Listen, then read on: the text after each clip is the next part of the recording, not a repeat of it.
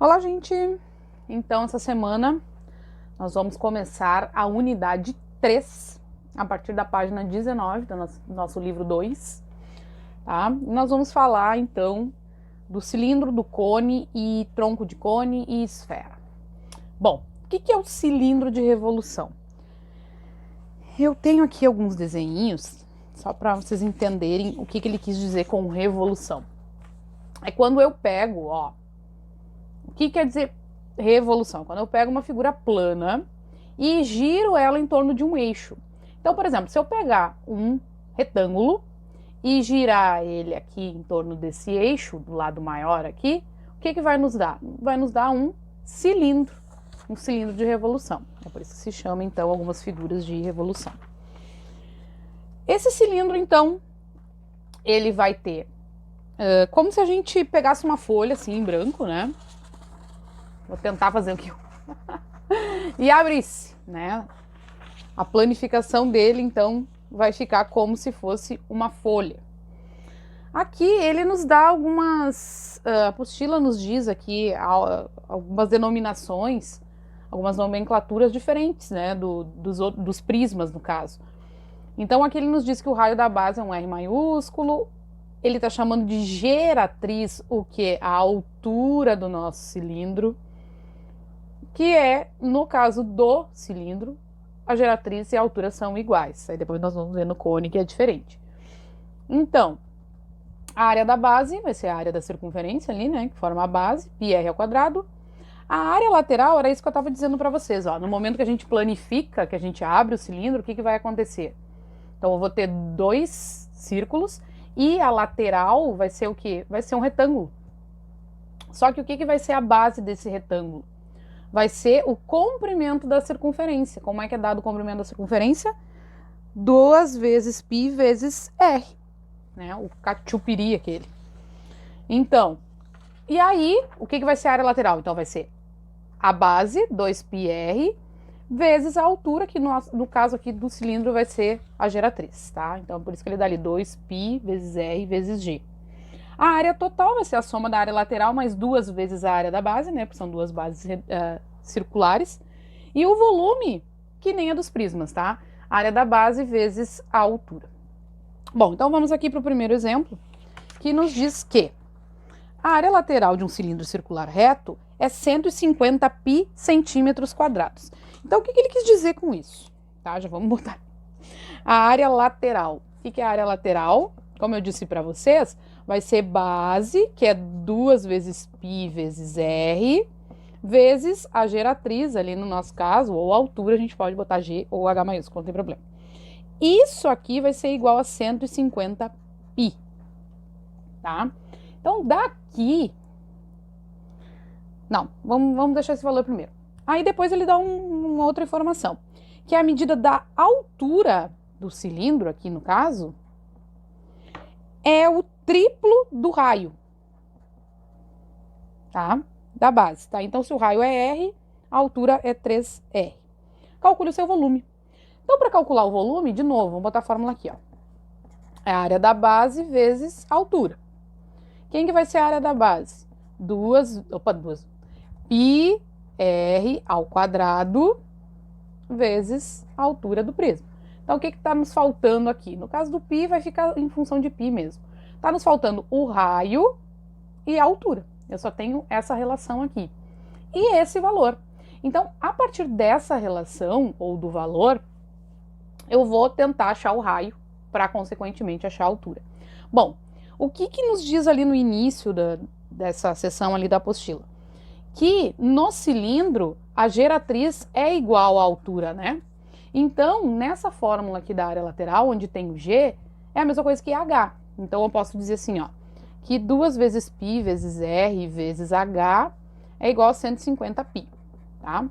Eu vou cancelar os π's aqui, porque π, multiplicando e dividindo, dá pra gente simplificar. O que eu posso trocar esse h por 3r, que foi a informação que ele nos deu? Então, 2 vezes r vezes 3r vai ser igual a 150. Aqui eu vou multiplicar os números, né? Vai dar 6 e r vezes r vai dar r ao quadrado igual a 150. O 6 que está multiplicando passa dividindo, que vai nos dar, aí 25. Ou seja, o raio é raiz de 25, que é 5 centímetros, né?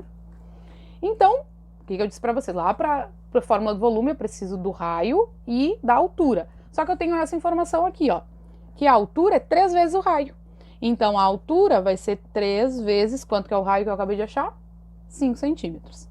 Então, a nossa altura vai ser 15 centímetros. Então, é só a gente substituir aqui. Então, o volume é π vezes r ao quadrado, 5 ao quadrado, vezes a altura, que é 15. Então, eu vou ter π vezes 25 vezes 15. Então, o nosso volume vai dar 375 π centímetros cúbicos, tá? Exemplo 2. Determine o sólido gerado pela rotação de um retângulo, é o que eu acabei de falar para vocês, que está ali no início da apostila, de lados 2 e 3 em torno do seu maior lado.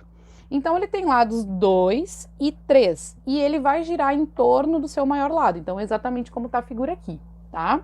Então, o que nós temos?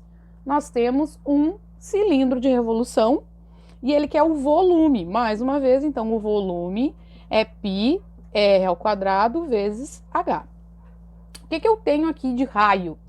Se eu girar esse retângulo, qual vai ser o raio, então, da nossa circunferência ali da base? Vai ser 2. E a altura, no momento que eu giro, quem vai ser a altura? 3. Então, eu já tenho as informações que eu preciso. Então, vai ser π vezes o raio vai ser 2 ao quadrado e a altura vai ser 3. Então, eu vou ficar com 4 vezes 3, que vai dar 12 π centímetros cúbicos. É centímetros? As informações aqui? É. Beleza? Vamos para o próximo, então. O próximo item vai nos falar da seção meridiana de um cilindro, tá? O que seria a seção meridiana? É quando a gente corta assim, ó, de cima para baixo, né? E o que vai acontecer? Vai aparecer um retângulo que vai dividir esse cilindro no meio. A área dessa seção vai ser 2 vezes o raio vezes a geratriz. Ou seja, no momento que ele vai cortar a seção meridiana bem no diâmetro, eu vou ter o quê? Base vezes altura, vai ser um retângulo, né? Então, a base vai ser 2 vezes o raio, vai ser o diâmetro, e a altura vai ser a geratriz, né? Então, por isso que ele botou 2 vezes R vezes a geratriz ou 2 vezes R vezes a altura. Bom, quando que eu tenho um cilindro equilátero? Quando eu tenho a seção meridiana, né, passo ali pelo diâmetro, só que ao invés de formar um retângulo, eu vou formar um quadrado. O que isso quer dizer? Que a altura, ou a geratriz, vai ser igual ao diâmetro da base, tá? Então, vamos ver o que diz aqui nesse exemplo 3. O volume de um cilindro equilátero, tá? Então, eu já sei o que é um cilindro equilátero. Deixa eu botar exemplo 3 aqui. O cilindro equilátero, o que acontece? A geratriz, ou a altura, é 2 vezes o raio, tá? O volume desse cilindro equilátero é 54 π centímetros cúbicos. Calcule a área total. Então, o que eu preciso aqui para as fórmulas da área total, ó? Deixa eu olhar na área total aqui. Eu preciso da área lateral ali, que vai ser 2 vezes π vezes r vezes a geratriz, ou a altura, né?